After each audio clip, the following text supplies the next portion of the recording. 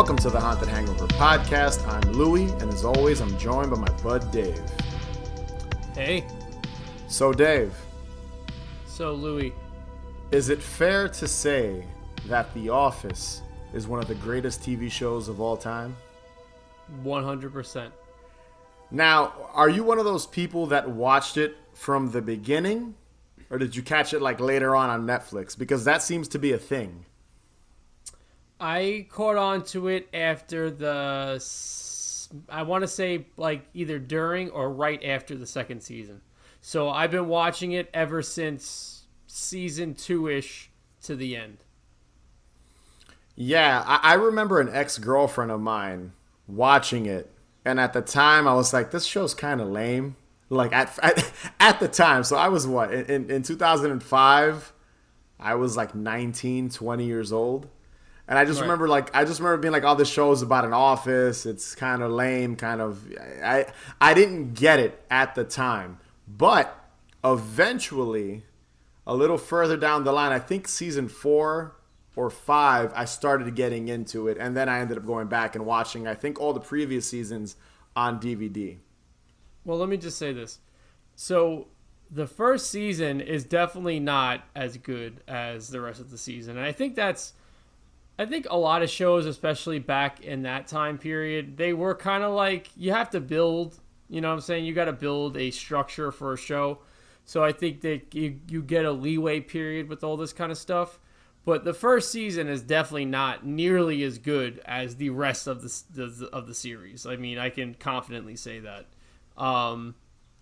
Season 2, I mean, to me, is amazing. So for me, even when Steve Carell was off the show and they were doing all, they were trying to figure out who was going to be the next, leader of Dunder Mifflin, I still loved it all. So for me, that show's always been an ensemble cast. Mm-hmm. Steve Carell is is amazing as Michael Scott. Yeah, he is great. I mean, the most likable schmuck. It's astounding how well he plays that. But honestly, the entire show works with everybody. So that's how I always felt about the show. And the writing is absolutely impeccable. Oh, no, it's incredible. And going back to the whole ensemble cast thing, I agree. And it's funny, talking about the first season, that's what was missing in that first. It's only 6 episodes, the very first season. Yeah, it's a very short first season. It's because they're focusing on Pam and Jim, Michael and Dwight mostly. That's really, I guess, who they base the show around. And then eventually, season 2 and 3 and 4, all these other people that work in the office that, if I remember correctly, reading about it, some of them were cast as basically like glorified extras. They were just in the background, but they developed such a, they developed these specific character traits in these small scenes that they ended up expanding upon these characters. And again, that's what makes the show so great as it goes through all 9 seasons. Now, when it goes to the later seasons, when Steve Carell left, I don't hate those seasons, but there is something missing. And I always say it, like you said, I disagree, but I enjoy it. I didn't say they suck. I do enjoy them, but there's a certain heart of the show that is missing, because as much as he is an asshole, that I feel that heart, him, is kind of missing. And they're not, I forget how many seasons, I think it's only 2 or maybe 3 that are missing Michael Scott. It's only like the last 2 or 3, then they ended the show. I think, I could be wrong. It might be season 6 or 7. I'd have to look it up. But yeah, that's just my own opinion. That I feel like it wasn't as good. But the show as a whole, I'd put it up there with Seinfeld. I'd put it up there with, it's not really a sitcom because I feel like they put way more work. There were way more people, like big names involved in The Office compared to something like Seinfeld, or I don't watch Friends, but I know Friends is a really popular sitcom. So I just want to say, you had asked me if I watched this on Netflix. I mean, I've watched the shows basically since season 2, and I own the DVDs up until season 5, I think. Mm-hmm. And then I rewatched the show so many times. The entire series, I want to say at least 5 times. It's always on. Like, it's always on TV, too. Amazing. It's always in value is syndication. infinite. Yeah, no, I totally agree. It's a show I always put on. It's one of those things that you could like just toss on if you're bored for like an hour and you just want to put something on. You could throw on some episodes of The Office, and that's always a good time. But like most shows, most great shows specifically, a lot of them tend to have Halloween episodes, and The Office is one of those shows. It has 6 in total. Which is kind of crazy. I always thought it had more, but I had to go back and check, and it's only 6. And it's really, I'm assuming after Michael left. I think later on there might be one without him, but I feel like that's really where all the Halloween episodes, again, maybe they stopped doing them when his character left. But yeah, the fact that they have so many Halloween episodes, you think of shows like Roseanne and Family Matters. Like, any show that has a Halloween episodes just automatically makes it great. Well, you automatically want to watch them. So, and they obviously have like Christmas shows too, Christmas episodes, as well. So, and that takes us to the episode we're going to be covering today, Halloween. Yappers. Okay, Sherry? Yeah? If you were getting fired, how would you want to be told so that you could still be friends with the person firing you? Jen wants the name as soon as possible, Michael. Thanks. I'll call her back. Wish I could fire Sherry. Hey, I'm still here. Okay. I'm sorry. Yeah. Nope. Okay. Bye. Hanging up now. So this episode was released on October 18th, 2005, a week or two shy of Halloween. Fun fact, it was directed by Paul Feig. He's the dude that like directed and produced Bridesmaids and the 2016 all-female Ghostbusters movie. He's also in Heavyweights. Is he in Heavyweights? Who does he play in Heavyweights? He's one of the he's not on Tony Perkis's team. He's on the other counselor's team. He's like a really skinny guy. I don't know his name, but he's in Heavyweights. I honestly don't even remember him being in that. You'll probably remember like unrecognizable. Yeah, I guess you'll know it.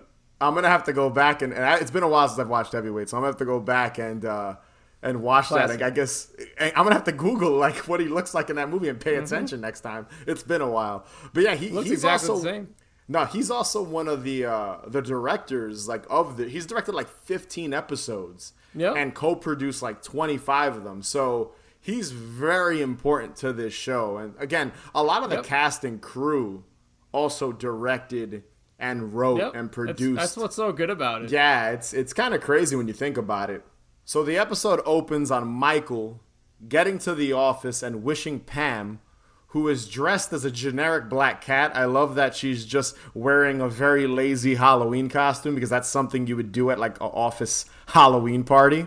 And here's a little trivia. This is the first episode where she wears her hair down. I did see that online, that's such an interesting like. It's a very odd trivia, but hey, I'm throwing it in there. So yeah, Michael, he comes into the office. He's looking all like you can tell something's on his mind, and he's wishing Pam a happy Halloween. And Pam explains to him that Jan she's been calling and looking for him. And we find out that Jan wants Michael to fire someone and that he's just been kind of putting it off as much as possible. Procrastinating to the fullest. We get this silly scene between Michael and Sherry. And this is all in the cold open, by the way. Sherry is Jan's assistant. And she's kind of putting Michael on the spot about firing someone. And at one point, Michael even wants some of Sherry's, I think that's her name, Sherry, right? Sherry. So, yeah. Yeah, he wants advice from her, on how to fire someone. So this woman's just Jan's assistant. He's even asking her, like, hey, if I fired this person, do you think they'd still be my friend? That's like the most important thing to Michael, is that he doesn't lose. He needs to be liked. Yes, he needs to be liked. He needs to still have this person in his life even after he fires them. And she's just like, Jan just needs the name. She doesn't even want to be bothered with it. She's just like, just give us the name. And then he's like, wish I could fire Sherry. And she goes, I'm still here.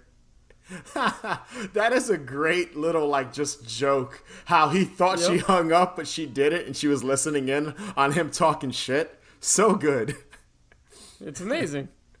So Michael calls Pam into the office where she finds him wearing his costume. Now, his costume is great. It's all it is a paper mache head of himself on his shoulder, kind of like a whole two-headed monster thing. It's fucking great.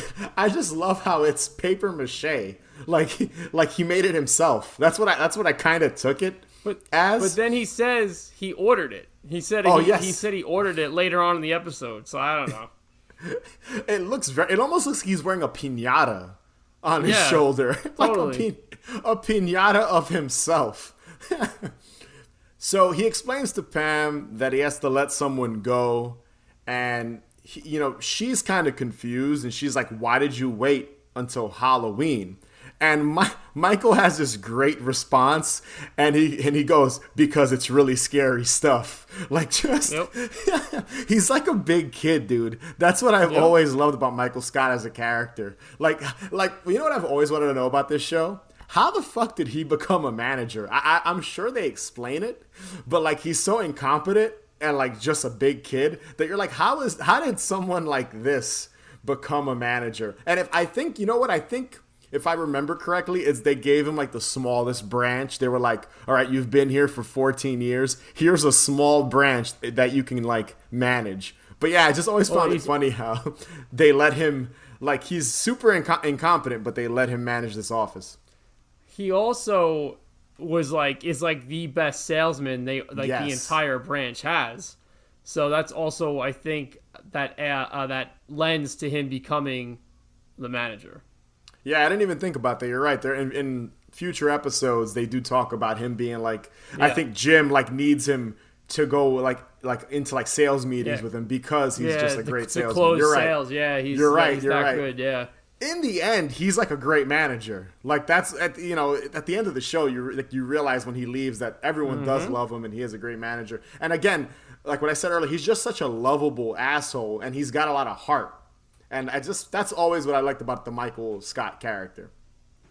So anyway, Pam starts questioning, trying to find out who's going to get fired.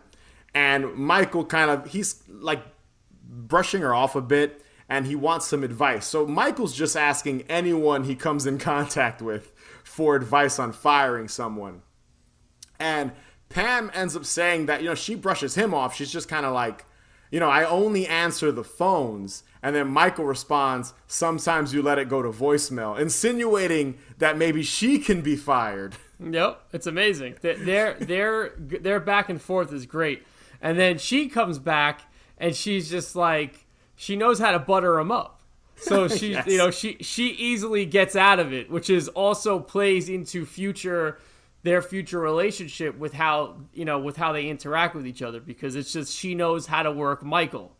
It's just really great. And that's a good point you bring up, because I don't think I mentioned it earlier with the release date like I usually do, but this is season 2, episode 5, I believe. So you're already 11 episodes in. Yeah. So again, you're developing the relationship between these characters.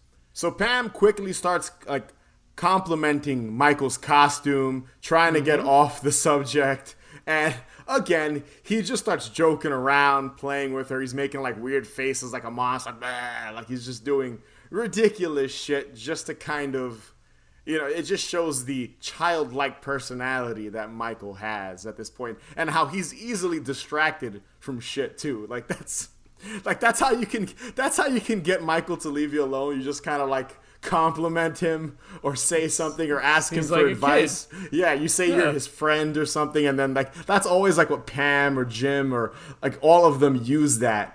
Just like, hey, you're my friend. And he just is like, oh, really? Like he forgets about the main thing he's supposed to be talking about.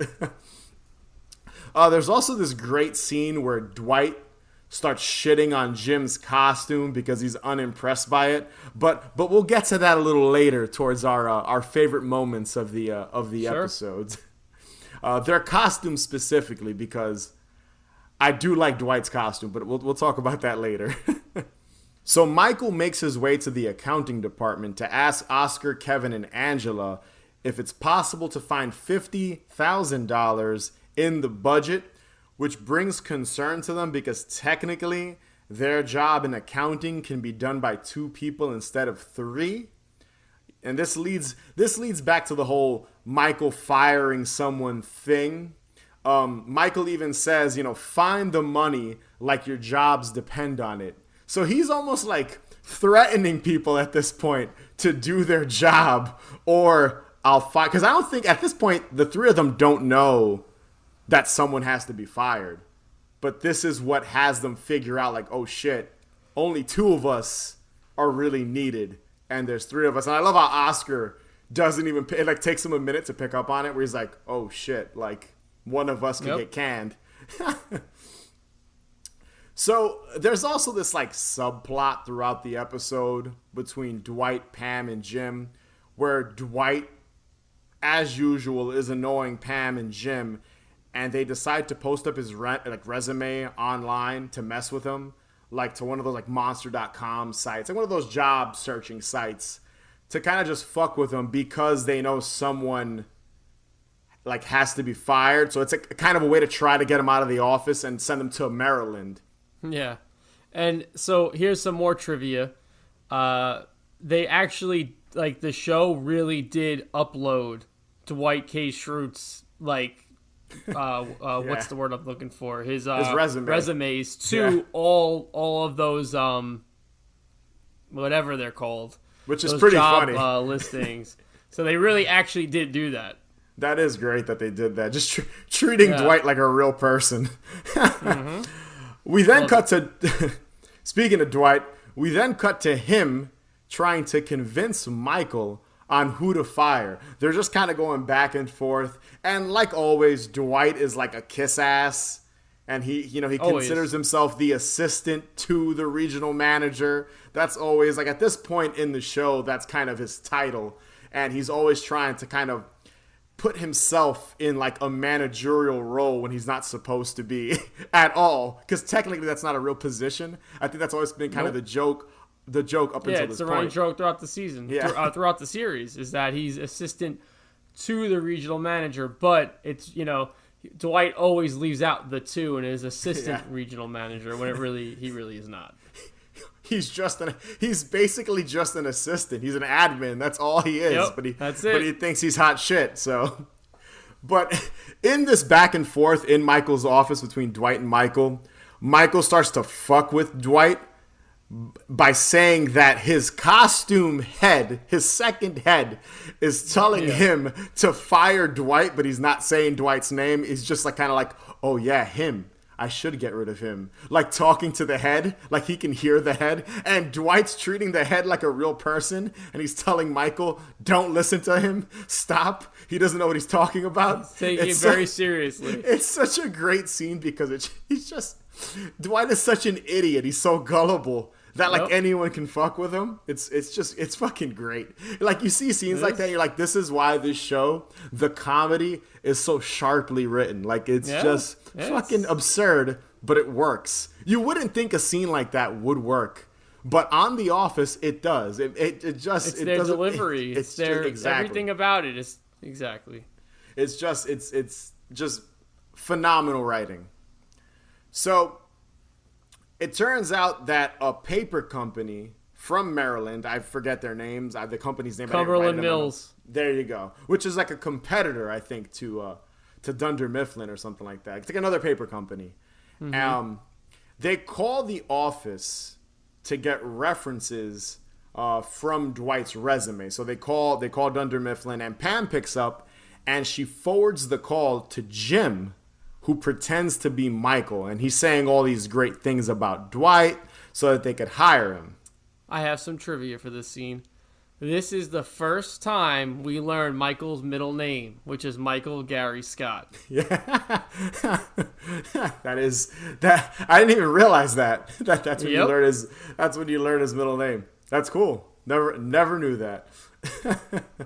So Pam and Jen are just like having a ball fucking with Dwight. It's a thing on the show. Like they always just fuck with Dwight. And this is just another prank they pull on him. And it's also foundation building to Pam and Jim's relationship throughout the series. Would I ever leave this company? Look, I'm all about loyalty. In fact, I feel like part of what I'm getting paid for here is my loyalty. But if there were somewhere else that valued that loyalty more highly, I'm going wherever they value loyalty the most. So there's two really funny scenes. The first one involves Pam and Angela. Pam brought brownies and Angela brought cookies, and Angela's upset because they're both desserts. And I think she wanted Pam to bring potato chips or like something salty. She's like, that's not chips and dip. And Pam's like, I made brownies. And she's like, are you trying to ruin this Halloween party? And she's like, I made brownies. And I just got to say, brownies are way better than chips and dip. And Angela's cookies look amazing. Oh, yeah, they're like little like bats or something, or cats, yeah, right? They're bats, and there's a whole bunch. Yeah, there's a few of them. But they look great. I do like how the Halloween party being set up is like another subplot. And I want to get to that a little later. That's something I really love about this episode. Yeah, they mentioned it a few times in the episode. And there's this one little scene where Pam is complaining about Angela, and Pam's like, oh, I imagine she's the one that gives out walnuts or pennies or a toothbrush on Halloween. And I honestly have in my notes, I wrote down, I wouldn't be mad getting a Halloween-themed toothbrush for as a treat on while trick-or-treating. I'll be very honest. I wouldn't be mad. And you can always use a new toothbrush. You're supposed to change it every 3 months. So, hey, exactly. I'd accept the toothbrush. The other really funny scene that I really just love, and I was laughing when I was watching it because Stanley is like my favorite character. So Dwight approaches Stanley and tells him he's fired. And Stanley just laughs at him. Does not take disrespectfully laughs in his face. And doesn't believe him. And then I think he even says again that he's the assistant regional manager. And Stanley's like, you're assistant to the regional manager. Just again hitting him just fully disrespecting Dwight.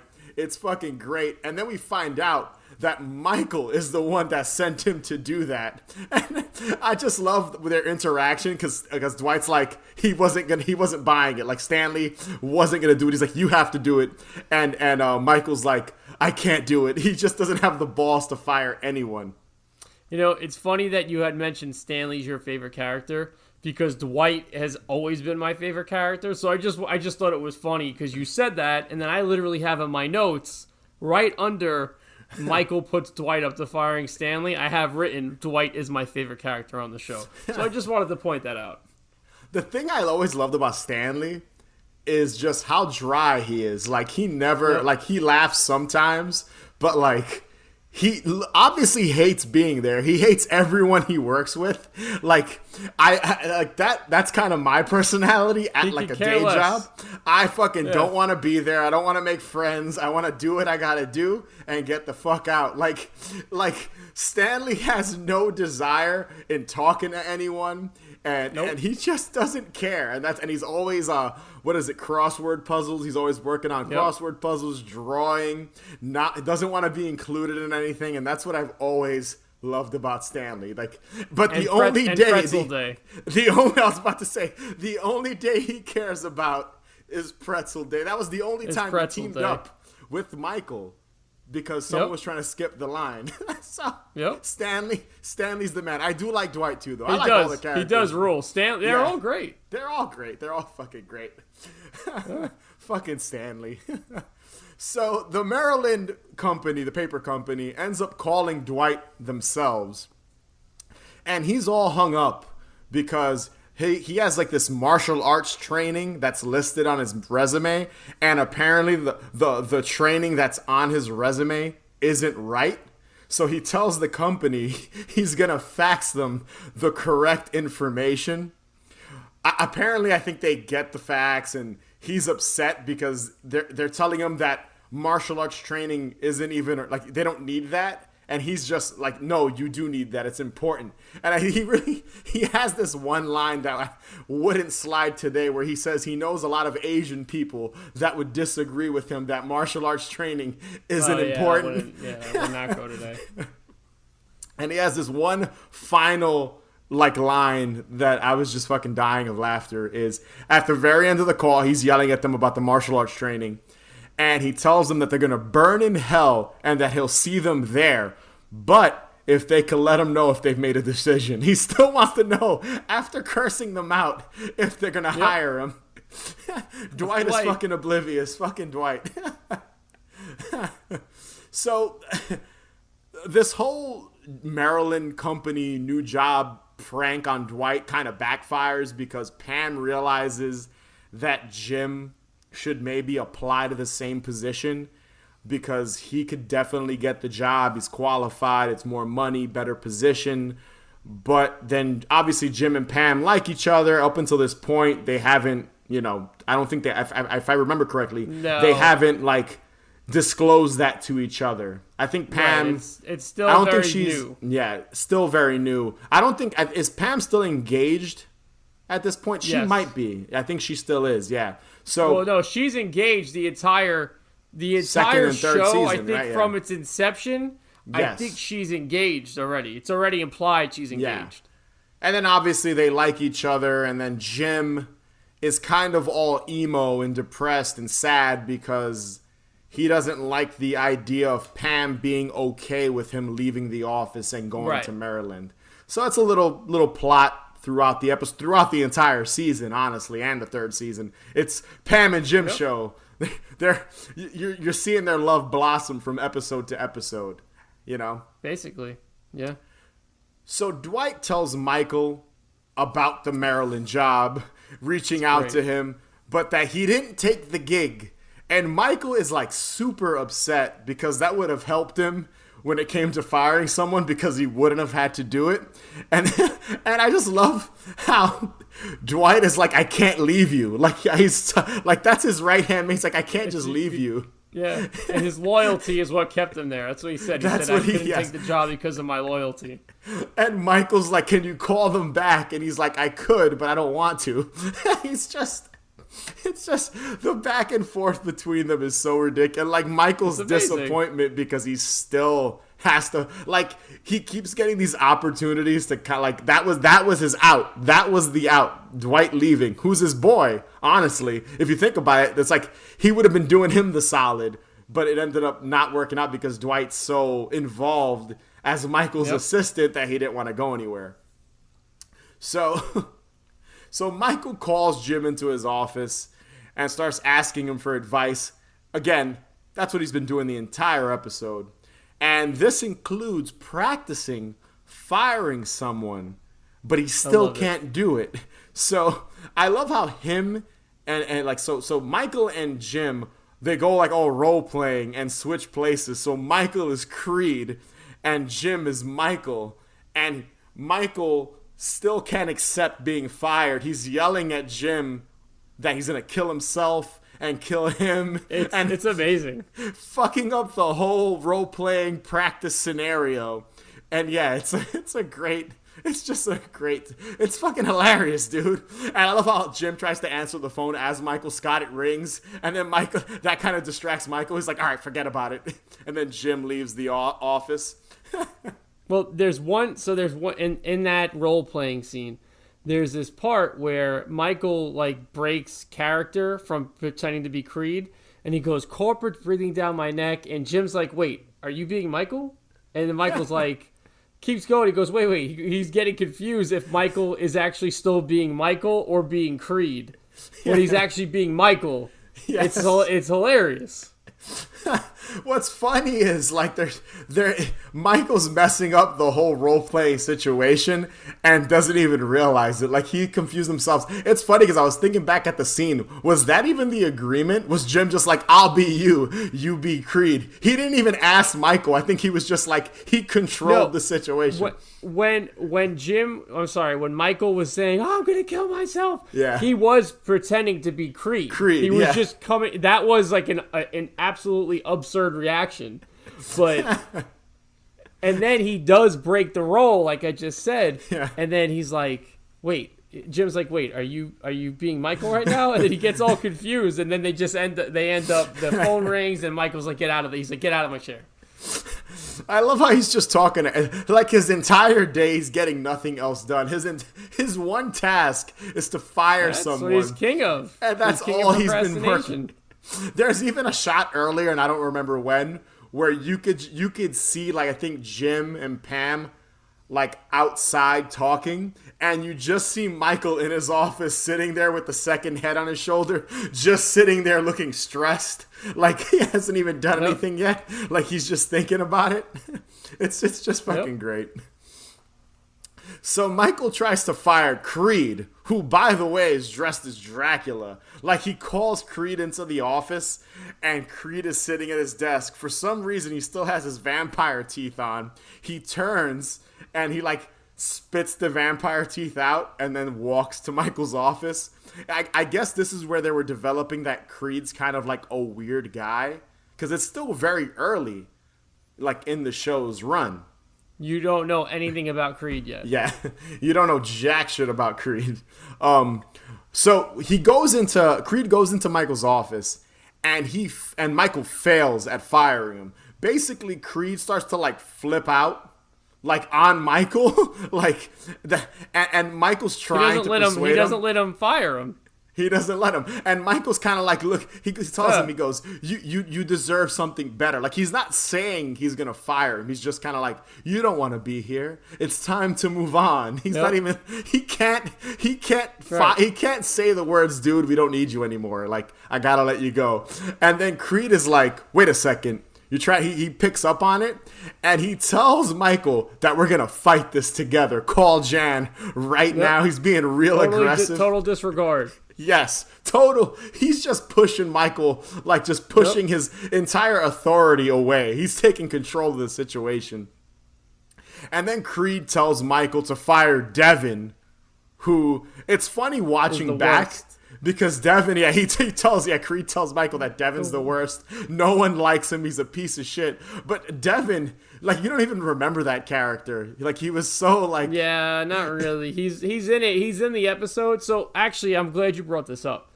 I have a little trivia about this. This is taken from theoffice.fandom.com. Mm-hmm. So, the writer, Greg Daniels, he didn't want to bring on a new character just to fire them.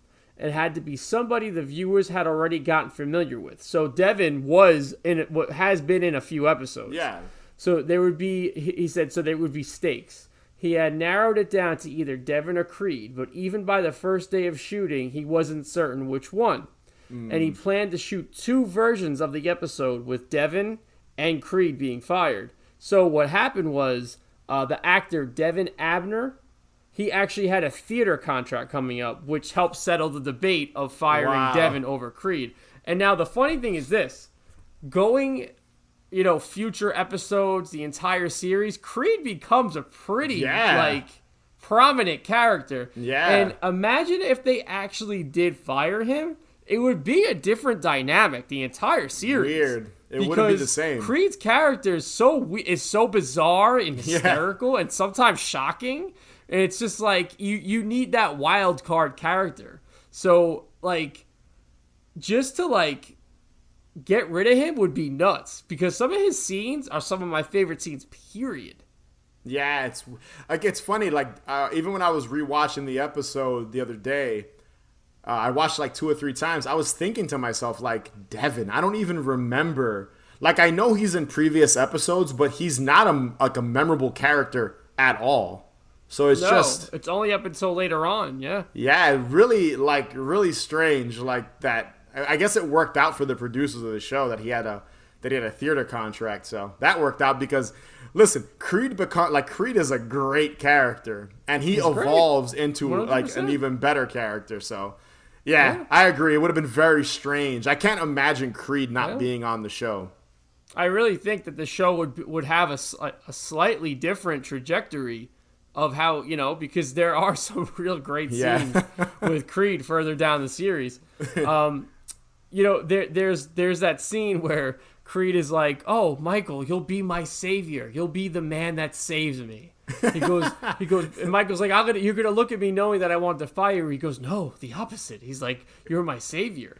And then they do this cut scene of Michael talking, and he's talking about hunting and how he shot a deer in the leg, and then he had to kill it with a shovel, and it took an hour. Like, it goes like I like how they add that in there to show that Michael doesn't have it in him to really like be cruel. Yeah, to hurt someone. He wouldn't, or something. He doesn't have it in him. Because again, deep down inside, he's like a good person. He's just kind of misunderstood. Schmuck. Yeah, an ignorant idiot, but he's very likable. He's an idiot. Like, he doesn't realize he's an idiot. He's that's kind of what it is. Like, it's. And again, that's what's so great about his character, and that's why, again, like we said earlier, I felt when he wasn't on the show, it did take away a little bit of that heart. But again, I know a lot of people disagree with me. They think the show is still, it was good, but just without Michael, there's that little bit of heart that was missing. Yeah. But anyway. And when, listen, and maybe I could finish this part of this breakdown for you. When Creed tells Michael about how Devin is terrible and no one's gonna miss him, he does this little thing where he goes, and he walks out of Michael's office. It's fucking hilarious. Yeah. He's such a weird fucking dude, man. Yeah. I do like that Devin is dressed as like a bum, is what I took that as. Bum. Yeah, he's just dressed as a bum, and I love how he's the guy that's gonna lose his job too, which is kind of fucked up when you think about it. Yeah, it's really ironic. Yeah. But he goes into Michael's office. Michael fires him. I think Devin even talks shit about Creed. He's like, Creed's an asshole. No one likes him. Like, they both talk. Basically, they both are talking shit about the other one. They're throwing each other under the bus. Yeah, it's great. Yeah. And Devin leaves Michael's office. And Michael, explains that he still wants to be friends. And this is in front of the entire, in front of everyone. After he leaves the office, he's in front of the entire crew, basically. And he says, I still want to be your friend. And he gives them a coupon to Chili's. It's a gift certificate? A gift certificate. Yeah, not a coupon, a gift certificate to Chili's. And Devin takes the gift certificate, rips it up. And then he invites everyone in the office. For the most part, he names everyone. He says, like, Jim, Pam, all the main characters, their names. He doesn't name Michael. And then he says at the very end, the rest of you can go to hell, and walks out and tells them to go meet me at the bar for a drink. He doesn't mention Dwight and Creed. So those three, Michael, Dwight, and Creed, are basically telling them to go to hell. So good. Jim and Pam make up just to solidify their future relationship. Jim has this whole thing that he wouldn't be there for Pam if he left, and yada yada yada. Right. It's all in an interview portion, like the show. Again, to be continued, because their relationship develops in future episodes. Yeah. And there's this one great shot of Devin smashing a pumpkin or a jack-o'-lantern on Michael's car, out of frustration of just being so upset. And there's one thing that Angela says while everyone's leaving. She goes, "What about the Halloween party?" Yeah. so good. And the episode... And the episode ends with Michael talking about his love for Halloween. He's very relieved that the firing is over. You can tell. He starts talking about previous costumes he's worn, which are Janet Jackson's boob, Monica Lewinsky with and without the stained dress, and O.J. Simpson. I love. And he goes, "It was hilarious." He goes, "I wish you guys could have been here last year." So good. So good. So, in typical Haunted Hangover fashion, we like to give what we like the most about the episode, what we maybe didn't like, or maybe would change.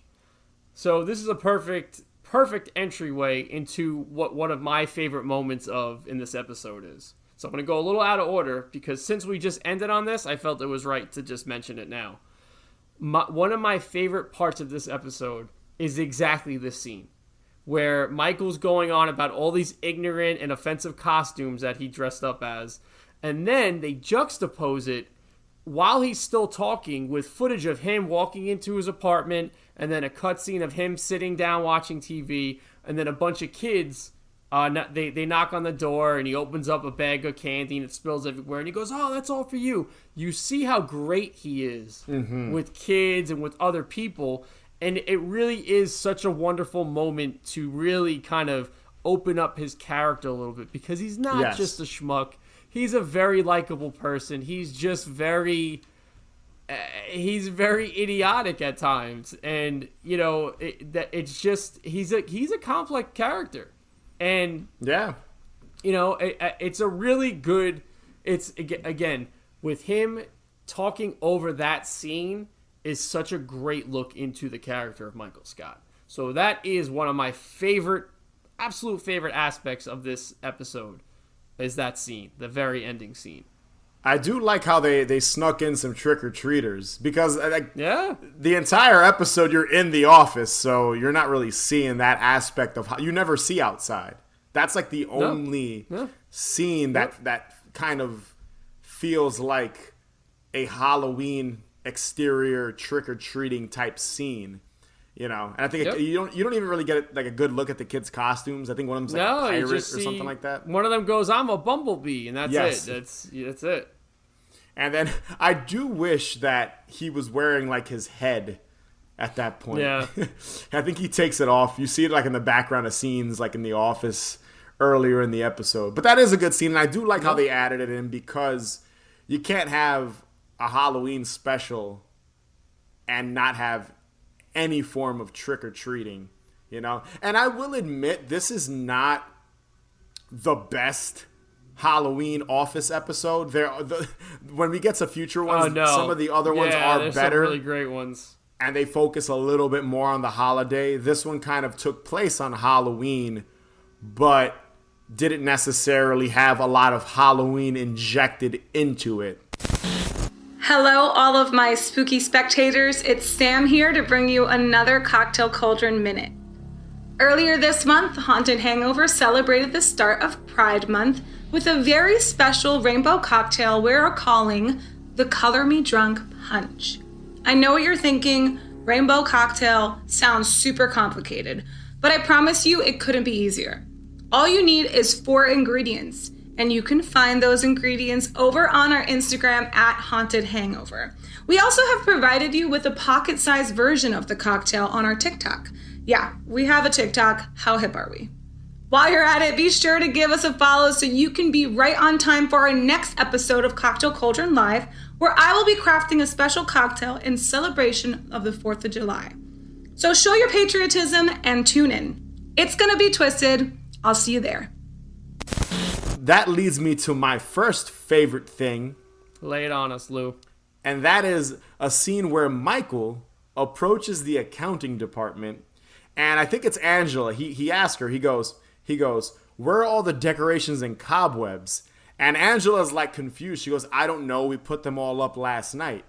And we get this quick like insert cutaway shot of someone on the cleaning crew sucking up all the cobwebs with a vacuum, like off of the walls. Like he legitimately thought that there was cobwebs all over the walls of the office. It's amazing. So good, because it's super quick. It's like 4 seconds. But what's great about it is like this dude really didn't realize there were Halloween cobwebs. Yeah, it's great. And then I do like how Michael's like, because the whole thing is about money and budgets. He tells Angela and Oscar, and he tells both of them, he's like, "Oh, go pick up some more. You could I'll throw it in the budget." Even though he's supposed to fire someone and it just told him to find $50,000. So just a good, quick thing But it kind of goes back to what I said before, and I do want to pick, and I do want to like piggyback off of that. I do like how when looking at the episode, because of that quick shot with the cleaning guy like sucking up all the cobwebs, that's why there's not that many Halloween decorations in the office. There are a couple. It's hysterical. There's a couple scattered throughout. Like I think Pam's reception desk, you can see Happy Halloween.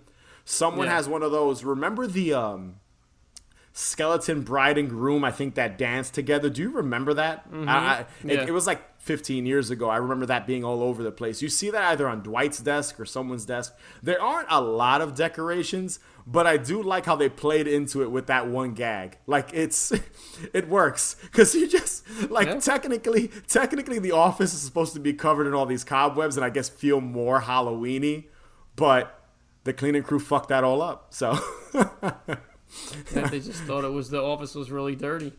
They thought they had a fucking a spider problem apparently that he was fucking sucking. The cleaning crew dude is just so fucking oblivious to Halloween. He's just like, fuck these cobwebs. I'm sucking them up. I just like how short it is too. It's just such a quick cut scene, and then it's perfect. It's executed so well. Another favorite aspect of this episode that I fucking love. And I'm pretty sure there's memes of it, of just the way Dwight is looking at the camera. So there's, it's the scene when Jim is called into Michael's office. And then you get Pam's perspective of she thinks that Jim might be getting fired. And then as she's looking at the door, it goes to Dwight. And Dwight's there just staring at her very, evilly. And he puts his hood on. And then you just see half his face, and he does the motion of slitting of a throat. It's fucking hysterical because it's pure Dwight. That is Dwight's character. And I just love how the one still of Dwight with the hood on, it's in so many memes and it's in so many little stupid things. It's hysterical. Now, I don't think we talked about Dwight's costume yet, and he's dressed up as a Sith Lord. Complete with the hoodie, the Emperor Palpatine hoodie, and a really shitty red lightsaber that he said he paid a lot of money for. $129 on that garbage costume. I never took Dwight as a Star Wars fan, which is what's funny about that whole thing. His makeup is the best because he's just wearing white white face paint, not white, grayish white face paint with lines and the wrinkles of his face. That's all it is in a hood. And Phyllis goes, "Are you supposed to be a monk?" And it's just this is great. I love how he takes his costume so serious too. When he's talking about it, he talks about the price, how much he paid for it, and he looks at them like they're crazy because they can't figure out what he's supposed to be dressed as. Yep. He's super duper confident in his costume, and his makeup is good because it's just the white makeup, but I think you put a little bit of gray and the creases in his face to make it look all kind of I guess pale and old looking. Yeah, he's obviously supposed to be Palpatine. That's kind of the vibe I got from the whole thing. But yeah, I never took Dwight as a Star Wars fan, so that was a pretty funny costume or something. He's got and we're gonna get to them in future episodes of the podcast, but he's got some amazing costumes. Later on, this is probably the bottom of the barrel when it comes to Dwight's costumes in the Halloween episodes. Speaking of costumes, my second favorite thing about this episode, and this is just a character trait of Michael. He's not the most when it comes to different cultures and race, he's kind of racist and stereotypical. So ignorant, yes. And some of these jokes wouldn't work, I guess, today. It wouldn't bother me. Nope. This type of humor kind of makes me laugh. I don't take offense to it, but that's just me. So in one of the scenes, and this is what I like about this scene, because it works into future episodes, he goes up to, again, the accounting department, and he notices that Oscar is dressed up as a woman. He's just wearing a blonde wig and a dress. And he tells Oscar, and this is funny, he goes, "Don't you wish you dressed like that every day?" Like, and they're insinuating, and it's because at this point, Oscar never came out as gay. You find that out later. You don't know that. So I guess that's kind of like saying that Michael knew he was gay, but he wasn't open about it yet. So they were planning, I guess, on making the character gay. And there's tons of really funny interactions between Michael and Oscar in future episodes. But I just love how they planted. I just love how they planted that seed with him telling Oscar how comfortable he feels dressed as a woman. I was like, it's fucked up, but it's kind of funny. And it's kind of a gag later, because I think later on Ryan sees Oscar come out of the bathroom, and he tells Oscar, like, oh, your dress is like stuck or something, and he helps him pull it out of his like underwear or something like that. So it's kind of like him dressed as a woman just is kind of funny. And it's looking at it like from a 2021 perspective, I can see how people now maybe wouldn't find that funny. Definitely. But at the time, it was kind of hilarious, like just how much of an asshole Michael was. Now, the other offensive joke involves Kelly. There's this little, like this like really quick scene where Michael enters. Again, he's moping around the office because he has to fire someone, and he's just contemplating bullshit. And he walks into the pantry, and Kelly's there, and she's dressed as Dorothy from The Wizard of Oz. And Michael goes, interesting take on Dorothy. Like, the fact that she's like Indian and dressed as Dorothy to him. It's a take on Dorothy. Yeah. It's so fucked up but fucking funny. Yeah. Is like how confident, and like to him that's perfectly normal. And then he tells her, he suggests a costume. He goes, why don't you dress? He goes, bend it like Beckham. He goes, why don't you dress as a soccer player, like bend it like Beckham, like that soccer movie that came out around the time. He tells her to add cleats, put cleats on instead of the red shoes, and she's like, oh, like she knows he's just being like very offensive, and she doesn't say anything. She's just like, yeah, like she knows he's being like racist. Yeah, and he's like, and the funny thing is he doesn't think he's being racist. Like he's just like whatever. Like he's just having a conversation with her, and it's just like that humor in this show. And I get people find shit like that offensive now, but like some of that shit is pretty funny. Like when you go back and watch some of the shit he says, it's wild, dude. Like, it's wild because I don't think they would let shit like that slide. And, like, that joke, and there's a lot of, like, because she's Indian, like, there's constantly, like, jokes about him, like, her being Indian, like, stereotypes. He does it to Oscar as a Latino. He does do a lot of stereotypes, and being gay. With Stanley, he's African-American, constantly has, like, African-American jokes with him and stuff like that. So he's constantly just saying all these stereotypical things that are pretty funny. Like, you laugh at them, but then you think about it, you're like, damn, Michael's kind of racist. Or he stereotypes, which, you know, that's not a good thing either, you know? What is that? What are you supposed to be? Three-hole punch version of Jim. Because you can have me either way. Plain white Jim or three-hole punch. It's great. Oh, yeah. Yeah, well, look, what about me? What are you? A monk? I'm a Sith Lord. No big deal. 3 round pieces of paper taped to his shirt. This cost me $129. So, Dave, now that brings us to something about the episode we didn't like or would change. What are you going with? So I've always hated this since I've seen it. I think it's lazy. People that don't take Halloween seriously. All right, so let me rephrase. Specifically in this episode, I think it's lazy, and I don't like it, is when Jim is talking about his costume, how he's 3-hole punch Jim. It's so fucking dumb and not in the Halloween spirit, and anyone that does costumes like that, I just sigh because I'm just like, ugh, one of those. Like, put on to your costume. If you're gonna dress up as something, if you're gonna participate in Halloween, you either do it or don't. Like, you know what I'm saying? Like, make an effort or don't. That's just my outlook on it.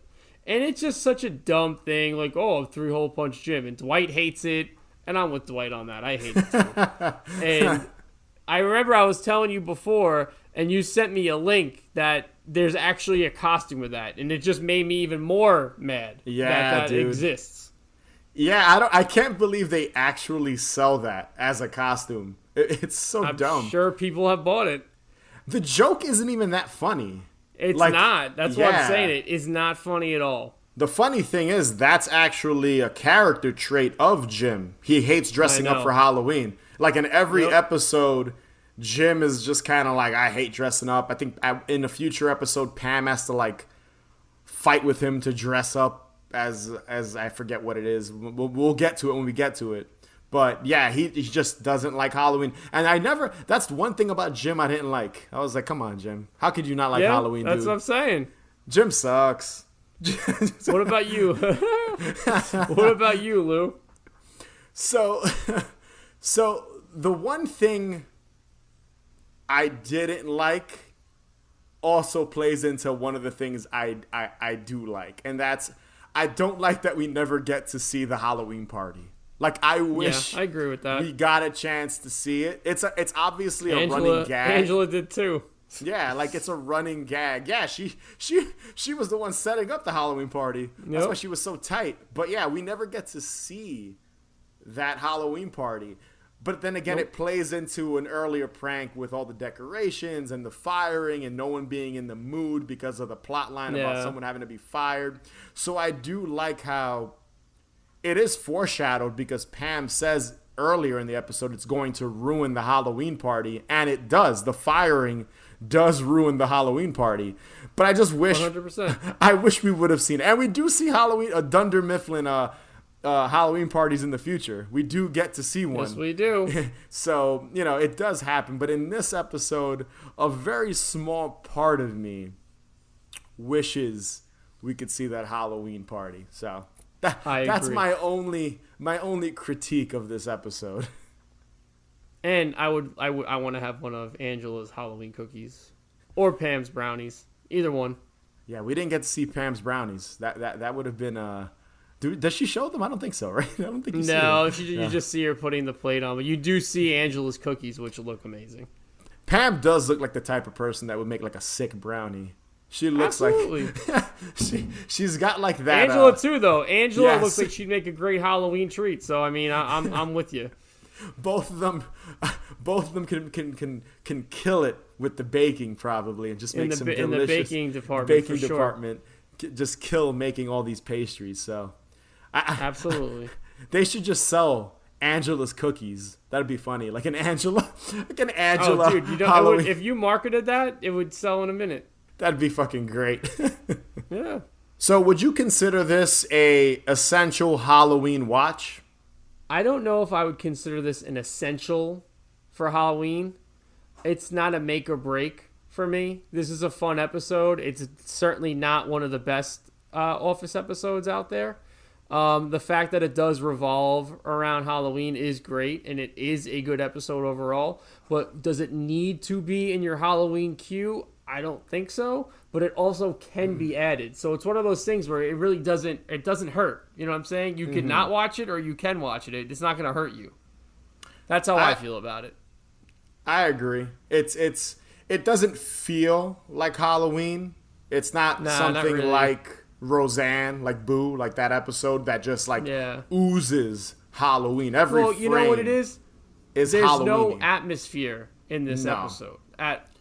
None at all. None. So that definitely adds to like Roseanne, for instance. You know what I'm saying? Or like a Goldberg's episode where this full on Halloween. I mean, you also have to take into account that this is taking place in an office. So yes, I mean, you could probably up the ante a little bit with the set and whatever, but it does. You're right. It doesn't feel like Halloween per se. But again, this is something you could fit into a Halloween watch. So, like I said, it's one of those, it's not a make or break thing.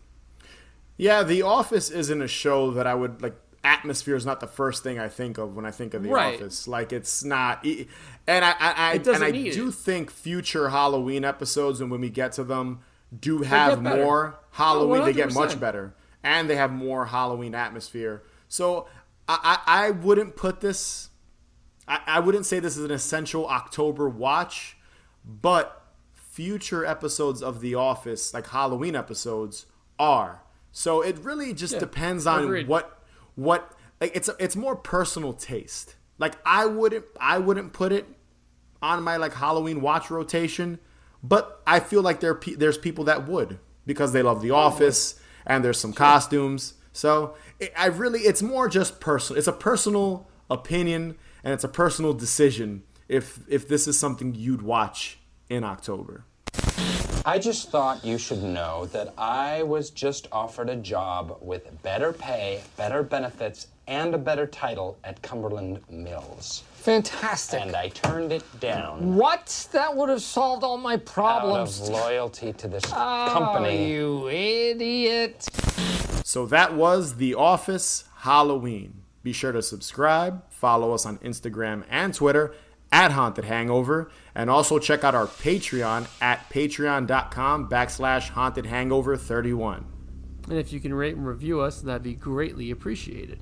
And remember, the best cure for a hangover is more booze. Later, guys.